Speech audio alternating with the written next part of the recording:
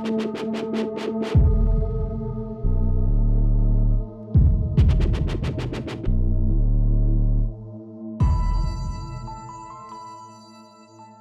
is the iconic, world-famous Stonehenge, located in the Salisbury Plain of England. And I'm sure all of you have heard of Stonehenge, and many of you may have visited. But today we're very fortunate in that we have an expert guide, and she is going to tell us things about Stonehenge that you may have never heard. Her name is Maria Wheatley, and I'm sorry for the upcoming dialogue in terms of there being background noise, but it was blowing like a hurricane when we got to Stonehenge. So again, sorry for the poor audio. I've done my best to try to correct it, and please enjoy the visuals and also all the information that the Avebury experience of Maria Wheatley is going to share with us. There's much more to Stonehenge than you may know.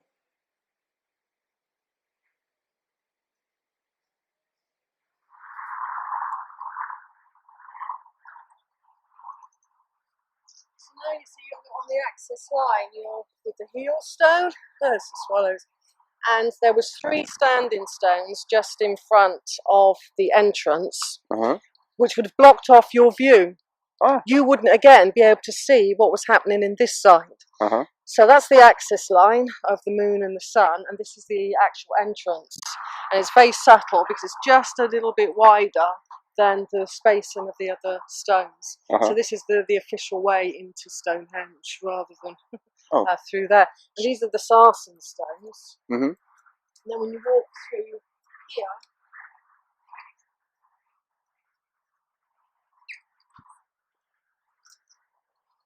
this is the blue stones now. So these are from the Preseli, and you find this shape all over Europe, and this is considered a feminine stone because of its shape. And this stone here is considered masculine. But they've lost their luster because this is blue stone, and when it's highly polished, it looks like that. Really? And that's sarsen. So that's what you're seeing. Highly polished sarsen behind you would have looked like that originally. And that would have been the blue stones. That's the drama of colour change here that you just can't see today. And the altar stone, we'll just go through this axis line here. Sure. We've got a blue stone circle around here, which this is a part. The diameter is 79 feet 20 inches, according to John Michell, very famous author, the late John Michell. And he reckons if you multiply that by 100 and change it to miles, you get the diameter of the Earth encoded into Stonehenge. Wow. So again, it would look very beautiful. And then as we approach the altar stone... Okay, thanks. Thank you.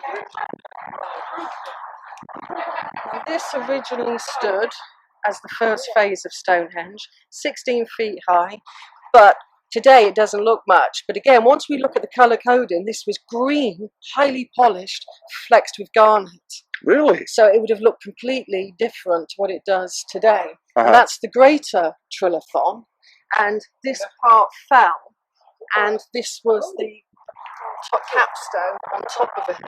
But this is what foxes a lot of people. There's its socket, can you see there? Yeah. Which would have fitted into the tenon up there. But if we go around the other side,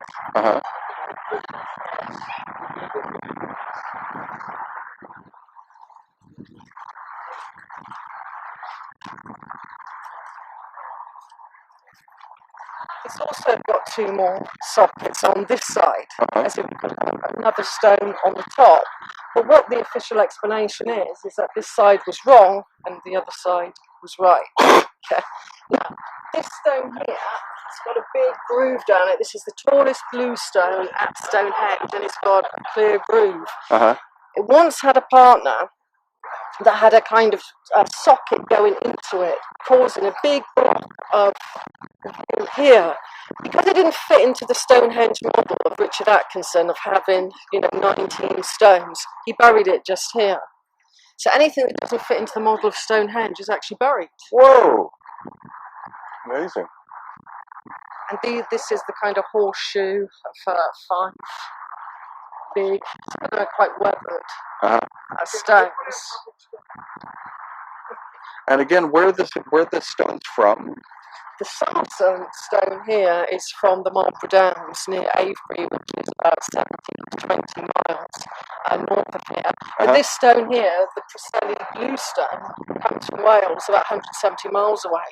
But reanalysis by Rob Aixer, of an archaeologist that's looking into the geology of Stonehenge, now thinks they come from North Wales, which is even further away. So they've just found some new outcrops of what's called the Blue Stone. But again, we can see a little bit of its natural colour in there.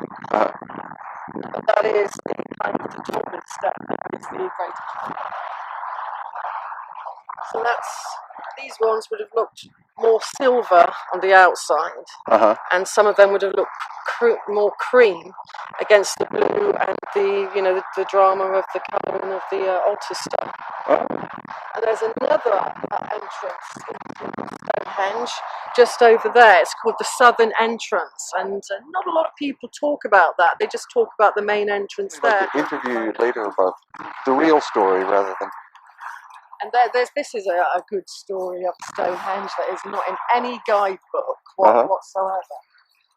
When Richard Atkinson came here, some of the stones were leaning. Okay, so he felt that all of them should be perpendicular, stood upright. So he came to this stone here. It was leaning. You always get leaning stones at ancient sites in northwest Europe. It's like bowing to sacred space. So he got the crane and he started to move it upright. But then it let off a scream, according to the creator. A crack came in it there. So he had to concrete it all here. He broke the stone. Oh, wow. And it had 7 holes like this, going up from here. Conventional dating of Stonehenge is that it was begun by what are called the Beaker culture about 4,500 years ago, or 2500 BC. But Maria states that there have been independent carbon-14 or radiocarbon testing, and that makes the date actually go back to 12,000 years old, or 10,000 BC. And so this is new information that the academics don't accept or even understand. Back in the day, it would be completely blocked off. You wouldn't be able to see what was going on inside Stonehenge now. The banks would have been very high. The 3 stones are blocking your view. And if you're an outsider, you would just see those top lintel bits. Ah.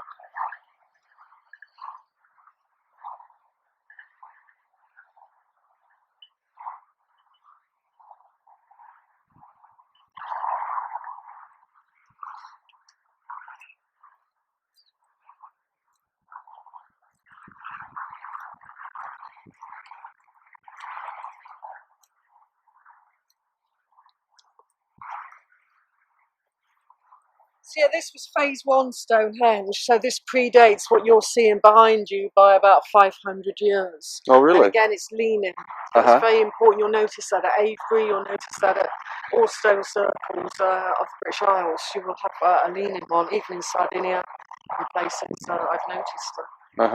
And they've actually put down, this is a new addition, the axis line. Can you see how it's a bit off? For the sunrise and sunset. And the moon one would literally have been down here, like this. So that's the angle of it. That's what I mean. Atkinson kind of faked it, really, about this. So this is really a lunar stone. Weighs about 16 tons. Comes from the Marlborough Downs. Bear in mind that the long skull people that put this up, they moved the largest and heaviest amounts of stone. Because that is, when we come to the Avebury environs, for example, they were the ones moving the heaviest stone, not the later Bronze Age people. Oh, really? Yeah. So the older monuments are heavier than the more recent ones. And Maria also states that the so-called heel stone is more of a lunar calendar than it is actually a solar calendar. And that is more information that standard academia doesn't accept or even understand. But Maria has been studying Stonehenge for more than 30 years, and she lives in the area. So as we approach the main complex, we're going to see that the outer ring are what are called the sarsen stones from the area of Marlborough, which is not that far away, but that the inner stones, which are called the blue stones, could be from North Wales, which is quite a distance.